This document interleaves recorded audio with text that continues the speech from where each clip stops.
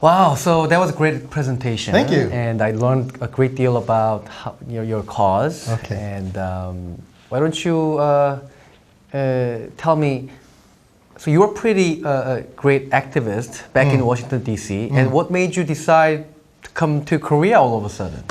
Actually, as a young man, I went to Taipei, Taiwan as an English teacher. And then later on, I came to Korea and also as an English teacher, Yonsei University, Hanyang University. Wow. But when I was doing that, I met people, I met the founder of the Center for Free Enterprise, Chayu Kiyopwan. And I started working like an editor for them. And What year was this? 1997. 1997, so after Yes. graduation you came to Taipei and Seoul. Right, so and then I started working, so I'm doing that, but I got an offer to go to the USA to work at the Cato Institute as first a staff writer, then later on education policy analyst. But I remained in contact with the Center for Free Enterprise. And then just one day I said, you know what, I'd like to work with you guys again. But I didn't think about it as a long-term thing. While you were in DC? Right. So, I hop around. I've hosted a radio show. I've been, So you were teaching English in Korea until when? Right, until 98. 98, and then Right. you went back to States, to Right, DC, right. and you were working for Cato. Right, Cato, but I did other things, a couple of Right, other right, places, right. but Cato was the main one. And you decided to come back to Korea in what year? 2010. 2010, so it's Right. been Yeah. like 13 years Right. in States. Right. I see. So you had a kind of, previous experiences, so it was easier for you to come back. Right. So, and you came back, and then somehow, how did you get involved with the helping? Well, I met some refugees, but I wasn't thinking about getting involved because at first I'm like, I don't know what to do. Yeah, it's a country. Right. Yeah, but they kept asking me if I could teach them English. And I kept saying, I'm not really a teacher. I did it in the past, but that's not me. And then, actually I'm hot. Can I I'm sweating now. You want to take off the jacket or? No, I just want to Okay. like napkin or anything or, Napkin. UG. Okay. All right. Natural. Okay. All right. I'm okay. Just don't shake hands with me. Okay. Okay. I see. So 13 years back in DC. Yeah. And So the thing is, I met some refugees, but again, I wasn't trying to get involved with it. Because I was working as a researcher. Trying to learn about the South Korean economy. So I'm not thinking about it. But a couple of things happened. One, I was just at my desk one day and reading about North Korea and saying, somebody needs to do something about this. I'm somebody. I can do something. Okay? So, but I didn't know what to do. So it just dawned on you. Yeah, why don't I try to do something? And seriously, the first thing I did is I contacted Andrei Lenkov, leading scholar on North Korean issues, and I asked him to come over to my institute to give a talk. And he said yes. And so I started paying attention to issues more than before. And the turning point was early 2012. About 30 North Koreans were captured in China, and they were going to be sent back to North Korea. And there were protests in front of the Chinese embassy. I joined the protest, and then I started organizing for mainly expats to join me in protests in front of the embassy. And the day that my life changed was March 1st, 2012. There was a protest in front of the embassy, the Chinese embassy in Seoul. And Park Sun-young, she was with the Liberty Forward Party. She was, thank you. So for the Liberty Forward Party, she was having a hunger strike. And I remember just looking at her and saying, she's doing that, I can do more than what I'm doing now. And so she's in her little tent, and I walked up to her and I said, you know what, I'm gonna get involved. And she's like, basically, okay, that sounds nice. And I'm like, no. I'm gonna get involved. I'm gonna start doing things.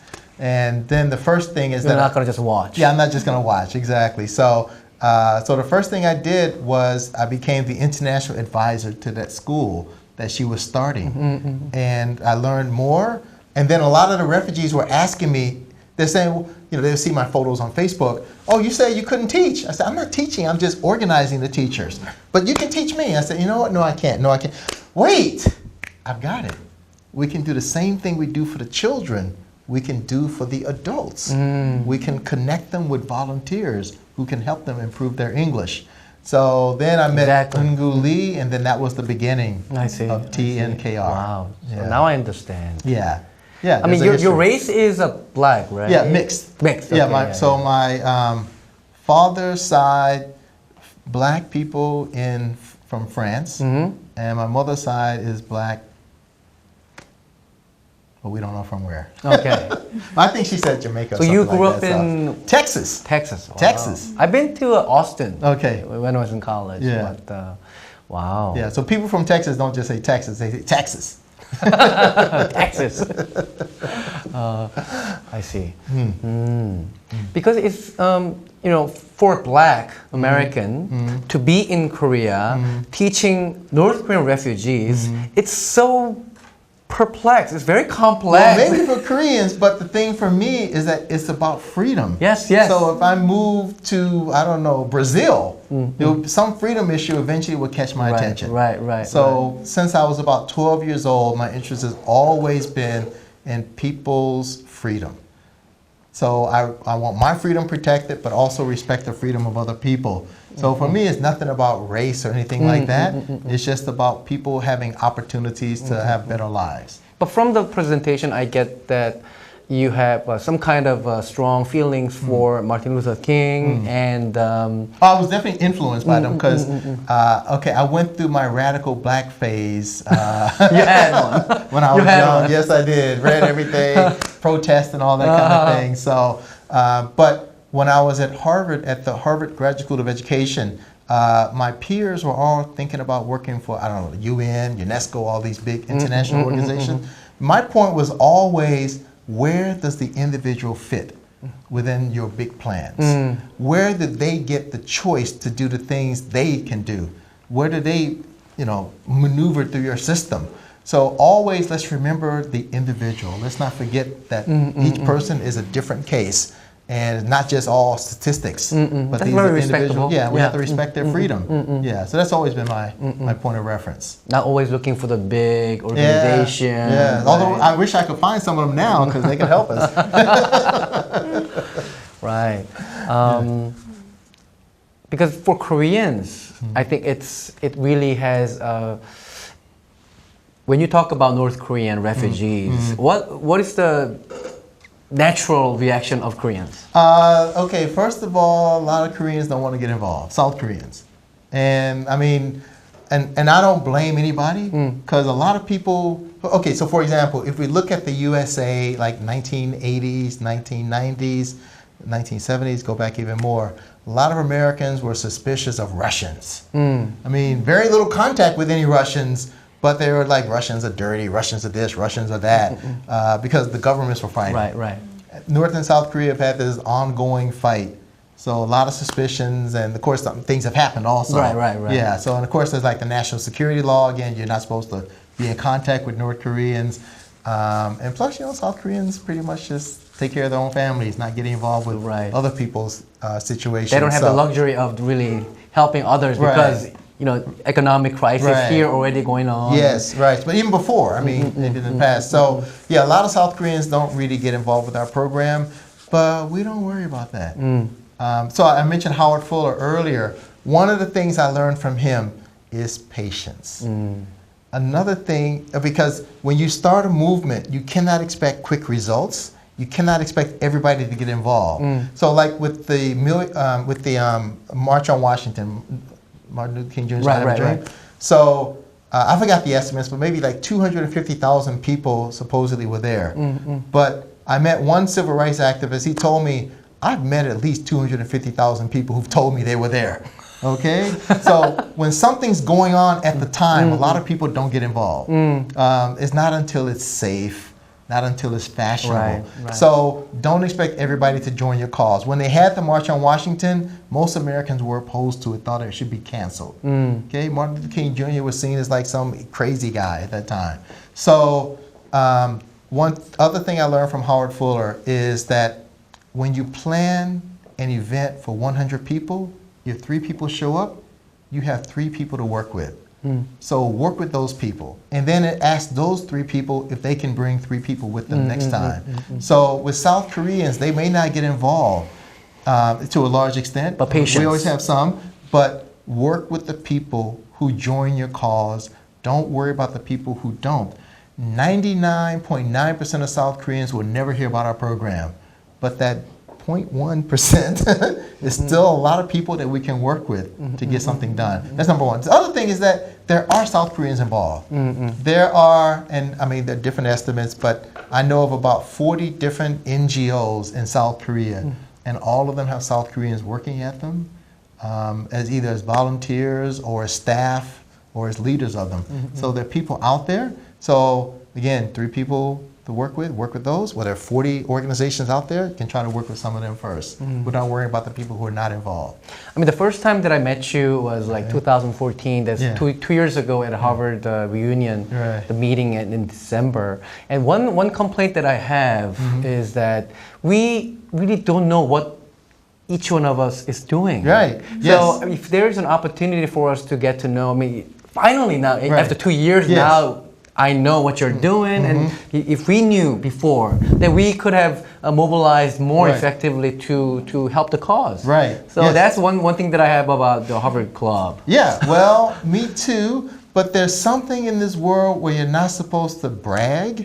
You're not supposed to talk so openly about what you're doing. And there's this stupid term, humble brag, where it's like you try to pretend you're humble, but you're really bragging about yourself. H.L. Mencken said that, he said about Puritanism, that it's the haunting fear that someone somewhere is having a good time. And something in this world always worried about people like just enjoying themselves, doing things, and then talking about them. For me, when I go to a party, when I go to that kind of thing, there are no strangers in the room. All right, but still lots of people just kind of like concerned, kind of off. Right. Yeah. So, and even, I mean, I think we need to innovate or make changes to improve to more better communication, because I mean it's great people there, but it's just like we have dinner and Right, but do what we did. We don't have to wait for anybody else. Yeah. I mean, so time is almost up. Okay. So we have to wrap up, but I'm going to ask 은정 MC because 한국말로 해도 되니까 오늘 이 보면서 느낀 게 뭔지.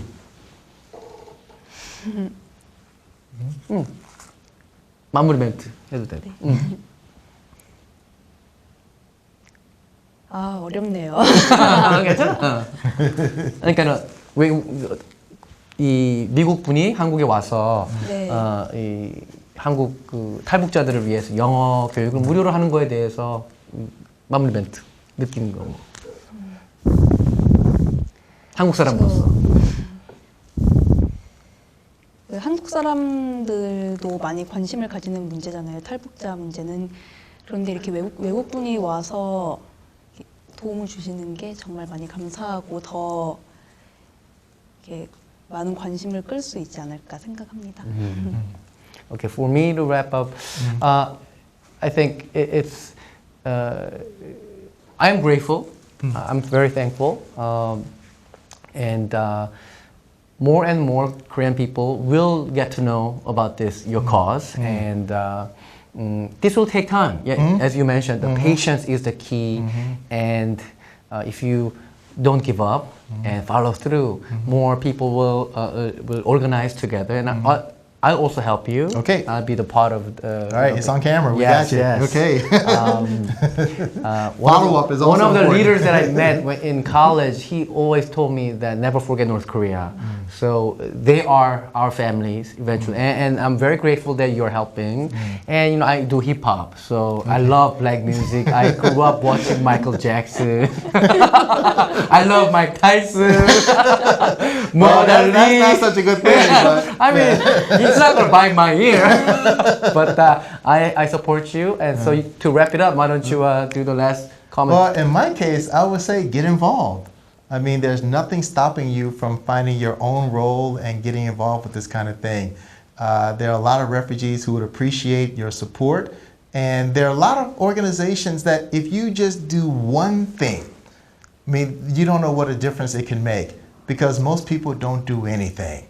And the other thing is to remember that if you do get involved, there's a difference between a moment and a movement. A moment is just a one-time thing where you help, but a movement is where you get involved, you find your role. That's great. You help on an ongoing basis. So, so I say get involved and look us up at teachnorthkoreanrefugees.org. teachnorthkoreanrefugees.org, or just look me up, Casey Lartigue. Casey Lartigue. Thank you for coming. Thank you so much. Goodbye.